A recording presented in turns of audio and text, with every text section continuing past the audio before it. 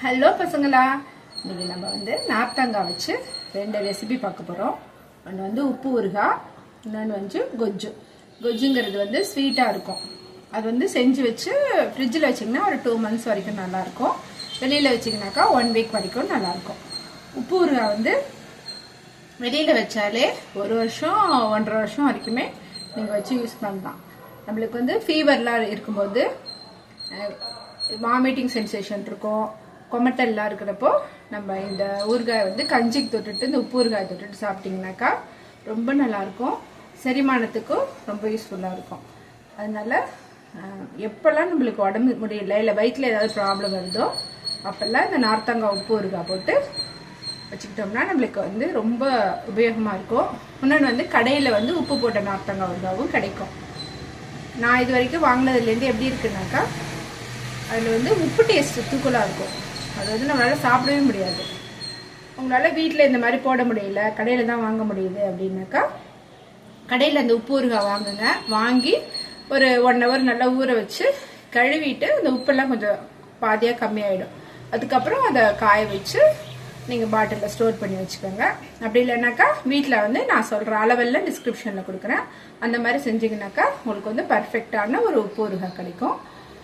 இது வந்து கண்டிப்பாக உங்களுக்கு ஃபீவரு வாய் கசப்பு அந்த மாதிரி சமயத்துலலாம் இது ஒரு மெடிசினாகவே இருக்கும். நம்மளால வந்து ஒரு கஞ்சியை கூட ஈஸியாக குடிக்க முடியும். இந்த ஸ்மெல்லை வச்சுட்டு இந்த டேஸ்ட்டை வச்சுட்டு நம்ம குடிச்சிட முடியும். அதனால நீங்கள் நார்த்தங்காய் குழம்புலாம் வைக்கலாம். அதை விட இது வந்து உங்களுக்கு வருஷம் ஃபுல்லாக இருக்கும். ஸோ எப்போ நார்த்தங்காய் கிடைக்குதோ இந்த மாதிரி செஞ்சு வச்சுக்கோங்க. ரொம்பவும் யூஸ்ஃபுல்லாக இருக்கும். வந்து எப்படி செய்யலான்னு பார்க்கலாம். ஓகே, இதுதான் நார்த்தங்காய். வந்து சிட்ரான் அப்படின்னு இங்கிலீஷில் சொல்லுவாங்க. பார்த்தீங்கன்னா இது ரொம்ப ரொம்ப உடம்புக்கு நல்லது. வந்து நான் 3 மட்டும் எடுத்திருக்கேன். என்கிட்ட ஆல்ரெடி இருக்குது. ஸோ 3ல் மட்டும் போட்டு காமிக்கிறேன். குக்கர் எடுத்துட்டு தண்ணி ஊற்றிக்கோங்க பிளேட் போட்டு. அதில் வந்து இந்த 3 நார்த்தங்காயையும் போட்டு மூடி விசில் போட வேண்டாம். விசில் போடாமல் அடுப்பில் வச்சுருங்க.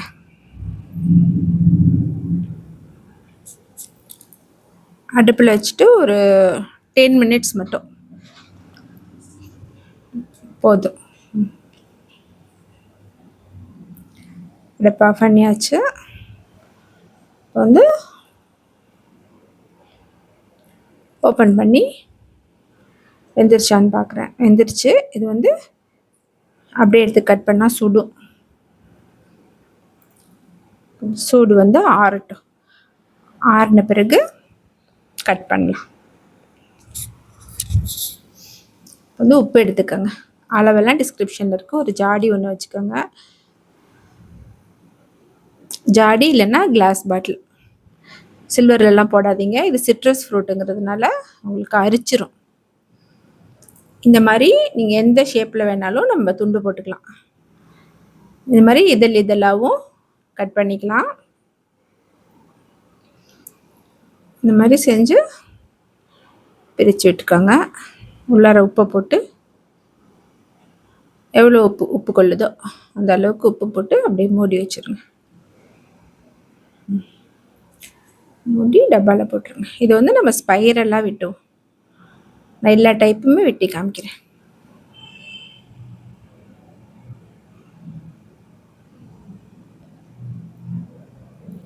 இது போல் அப்படியே சுருள் மாதிரியும் வெட்டிக்கலாம்.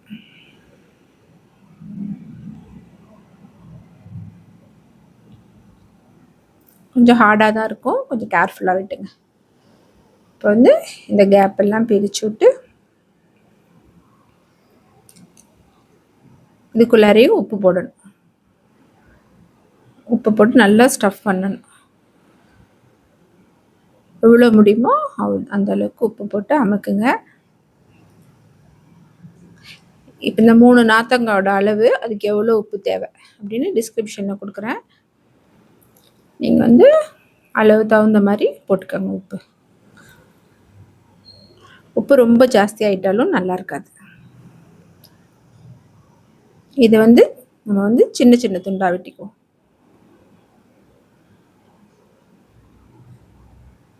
கொஞ்சம் சுடுது.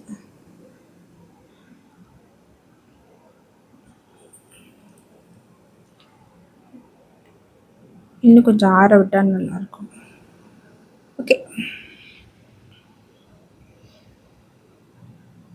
எந்த ஷேப்பில் வேணாலும் நீங்கள் வெட்டிக்கலாம். இந்த மாதிரி துண்டு துண்டாக வெட்டினீங்கனாக்கா உள்ளார உப்பு திணிக்க முடியாது. அதுக்கு பதில் உப்பை வந்து மேலே இந்த மாதிரி தூவி விடணும். லேயர் லேயராக உப்பு போட்டு விடுங்க. அவ்வளோதான். மீதி உப்பையும் இதோட அப்படியே போட்டுருங்க. போட்டுட்டு அது வந்து 3 days அப்படியே ஊறிக்கிட்டே இருக்கணும். ஊறின பிறகு அதை வந்து காய வைக்கணும். காஞ்சதை வந்து இந்த தண்ணி விடும், நிறையா காய வைக்கணும். அதுக்கப்புறம் இந்த ஊறின தண்ணி இருக்கும், அதுக்குள்ளே போடணும். அப்போ மூடி வச்சிருங்க.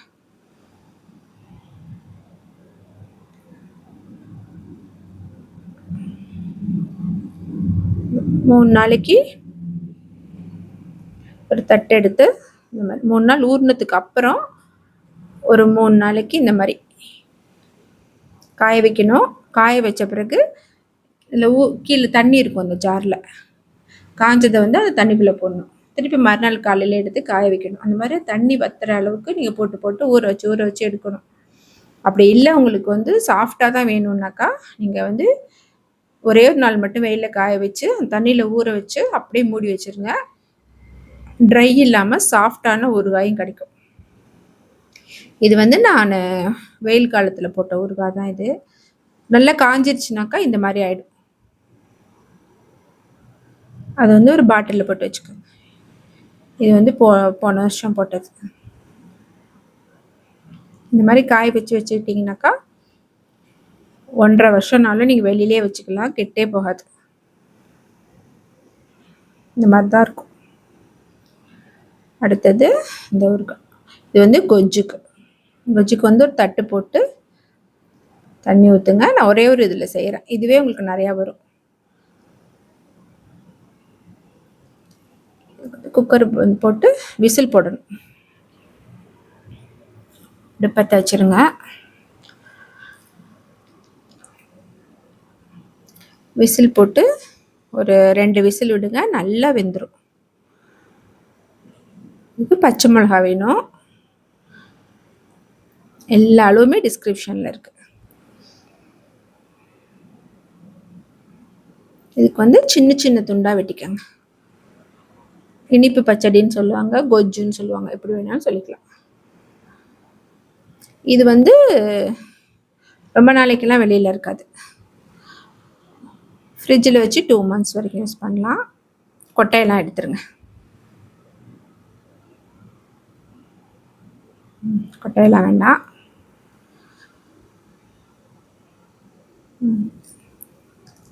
வெட்டியாச்சு. கொட்டையெல்லாம் தூக்கி போட்டுடலாம். புளியை வந்து கரைச்சி வச்சுக்கணும். பச்சை மிளகா கட் பண்ணி வச்சுக்கணும். அதுக்கப்புறம் வெல்லம், மஞ்சத்தூள், உப்பு, கருவேப்பிலை, அவ்வளோதான் தேவை. தாளிச்சிடலாம். நல்லெண்ணெய் ஊற்றிக்கணும்.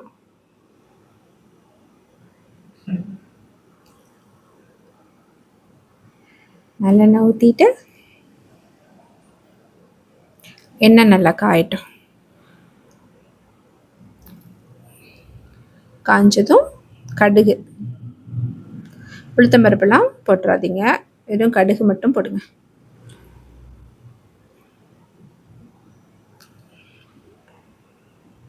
கருவேப்பிலை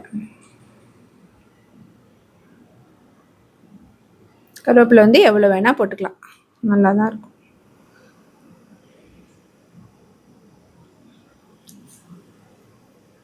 எப்போ ஊறுகாய் தாளித்தாலும் சரி உளுத்தம்பருப்புலாம் போட்டுறாதீங்க, வெறும் கடுகு மட்டும் தாளிக்கணும். அப்புறம் கருவேப்பிலை, பச்சை மிளகா வந்து அந்த ஆயில்லையே நல்லா ஃப்ரை ஆகணும். இல்லையே மஞ்சத்தூள் போட்டுக்கோங்க. அதுக்கப்புறம் பெருங்காயத்தூள்,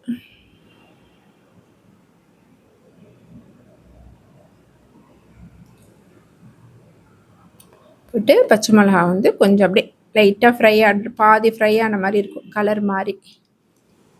அந்த ஸ்டேஜ் வரைக்கும் அப்படியே வதக்கிக்கங்க. அந்த மிளகாயோட காரம்லாம் அப்படியே எண்ணெயில் இறங்கும்.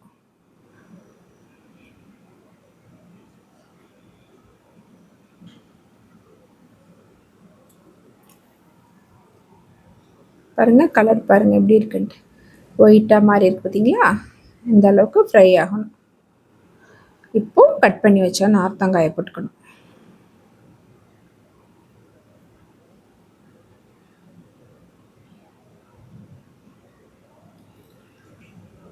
போட்டு ஒரு வதக்கிட்டு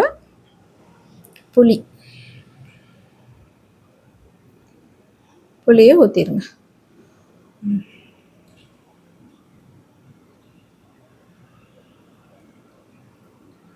அதுக்கப்புறம் உப்பு போடணும்.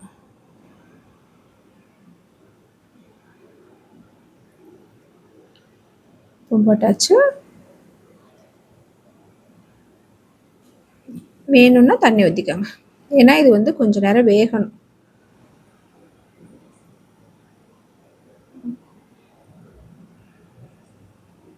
பாருங்க, நல்லா ஒரு 5 மினிட்ஸ் நல்லா கொதிக்க விடுங்க. இந்த ஸ்டேஜில் வந்து உப்பு வேணும்னா போட்டுக்கோங்க. இப்போ கரெக்டாக இருக்குது, நான் போடலை. சப்போஸ் பச்சை மிளகாயில் காரம் இல்லை, ஒரு சில மிளகாயில் காரமே இருக்காது, அந்த மாதிரி இருக்கும் பொழுது மிளகாத்தூள் போட்டுக்கலாம். இதில் வந்து மிளகாத்தூள் நான் போடலை, இதுவே நல்ல காரமாக இருக்குது. ஒரு 5 மினிட்ஸ் மூடி வச்சுட்டேன். இப்போ வந்து எல்லாம் சேர்ந்து கொதித்து நல்லா வெந்திருக்கும். எல்லாத்தோட ஃப்ளேவரும் நல்லா மிக்ஸ் ஆகிருக்கும். இந்த ஸ்டேஜில்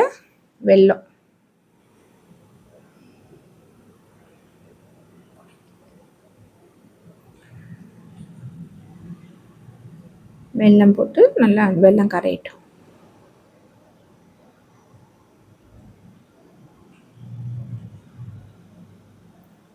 நல்லா கொதிக்க விடுங்க.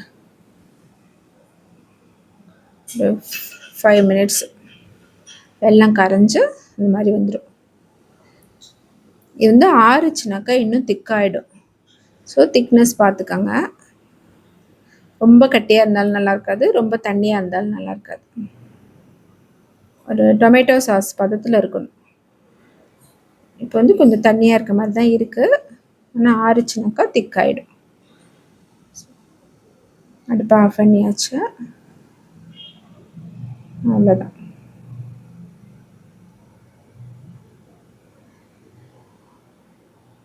அவ்வளோதான், நார்த்தங்காய் கொஜ்ஜு ரெடி ஆயிடுச்சு. பாருங்கள், நார்த்தங்காய் கொஜ்ஜும் ரெடி, உப்பு ஊறுகாயும் ரெடி. கண்டிப்பாக செஞ்சு பார்ப்பீங்கன்னு நான் நம்புகிறேன். இந்த உப்பு ஊறுகாயோட அருமை ஃபீவர் சமயத்தில் தான் நம்மளுக்கு தெரியும். ஓகே, செஞ்சு பாருங்கள். பை பசங்களா.